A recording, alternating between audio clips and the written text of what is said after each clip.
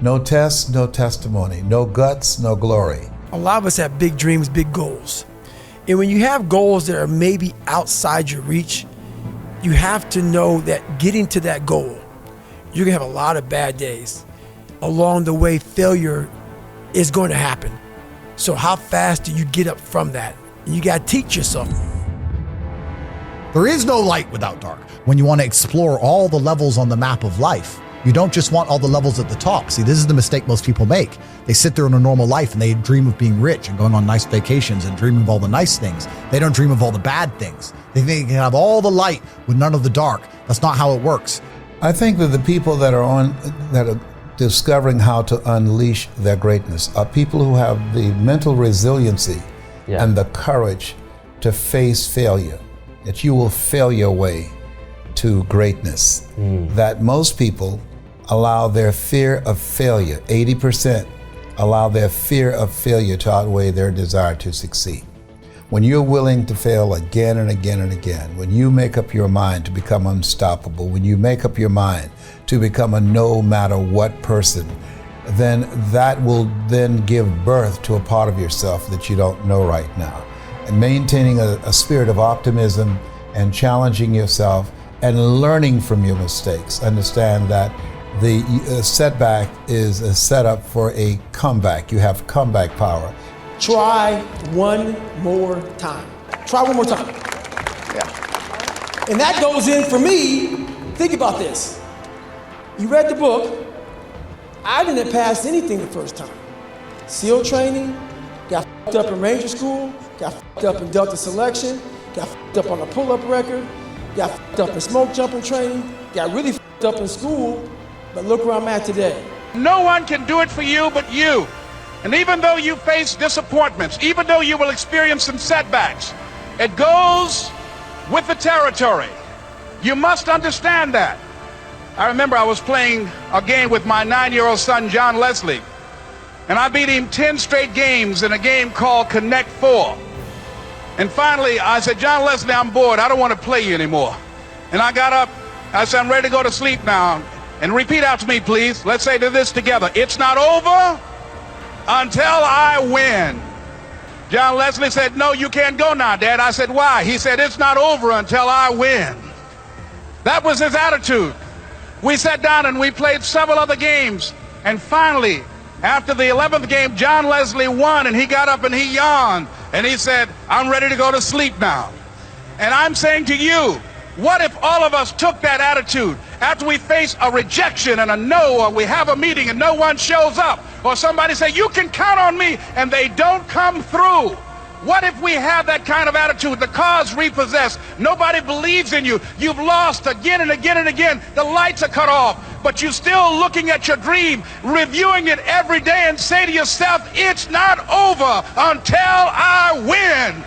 You can't be praying for an exceptional life, which is the biggest mistake that people make, especially the young guys who are trying to make money. They're praying for an exceptional life, thinking that the exceptionalism is all going to be positive. And I argue the absolute opposite. If you want an exceptional car collection and an exceptional woman and live in an exceptional house, you're gonna have an exceptional level of stress, an exceptional bills, and exceptional obligations, and exceptional attacks from the robbers and the thieves and the government and the police and everyone else. So there's no light without dark. You have to decide what you want to do, and the only way to avoid these things is to stay an insignificant nobody. And I think that's the worst possible life a man can live, is invisible. And most men are invisible. So you're either going to be an invisible nobody or you're going to be a warlord, and you have to be ready for that war. So that it reads, the major key to your better future is you. Now, my first suggestion is transfer this to a card or something where you can put it up, where you can see it every day. Preferably put it up where you can see it at the beginning of the day, before you go off to put the day together. This is a good phrase just to glance at, to keep in mind as you're putting the day together. It's called the silent seminar. If you'll just let this talk to you during the day, I found it to be tremendously helpful. The major key to your better future is you. I'm telling you, for things to get better, you got to get better. Don't ask for it to change out there, ask for you to change here. Don't ask for a more favorable wind. We call that naive. Don't ask for better seed, better soil. This is the only planet you got. Just ask that you can get wiser and stronger and better, and be able to take care of your own responsibilities. I'm good now, but what haunts me is that at 24 years old, I was 300 pounds, and if I didn't make a right turn, if I decided to just give in to the feelings I had, I would have died a 300 or 400 pound man working some minimum wage job in my casket, never knowing that I was this guy. And what fear, so I believe in God. And what scares me the most is I believe that God had this big chart in heaven. And when you get there, if you earn your right to get there, you get there in heaven, and you get there, let's say I walked up at 300 pounds. And God says, hey man, great job, you made it to heaven. And he rips this page down from Brian Underwood. And now it says David Goggins' chart. He rips it down, throws that paper to the side. And he says, look at this. And I'm reading it. I go, what is this? He goes, how much do you weigh? 300 pounds. What did you do? I was a pest control guy for 40 years. He says, this is what you were supposed to be. You know what I'm saying? A 185-pound person. Be able to run 205 miles. Break the pull-up record. Motivate people. Energize people. Make them driven. Make them passionate. Make them find more. So am I in heaven or in hell? That's what motivates me. It scares me also, because I believe that we are all leaving a lot on the table. And now when I go to heaven, what I want God to look at me and say is, as you were living, I'm the all-knowing man. I had to get a damn marker out and write more as you were living. You see what I'm saying? I want to impress him. That's what I'm here for. I want to do the impossible. Striving hard to become the kind of person that you want to be. And to become the kind of person you want to be, you've got to work at it. 10 years from now, you will surely become someone. The big question is, who? What are you becoming? And if you go to work on it now, sure enough, in a very short period of time, you can take on a new direction to become the kind of person you want to be. There's a very important question to ask, and the question is, 10 years from now, you will surely arrive. And the question is, where?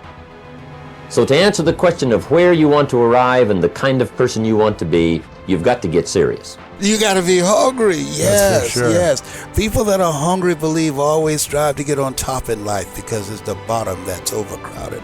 People that are hungry believe do what you know, not what you feel. People that are hungry have zero excuses for not pursuing their dreams. They know their vitamin, and they come back again and again and again. They operate like Willie Jolly, who said that a setback is a setup for a comeback. I've got a saying, if life knocks you down, try and land on your back, because if you can look up, you can get up.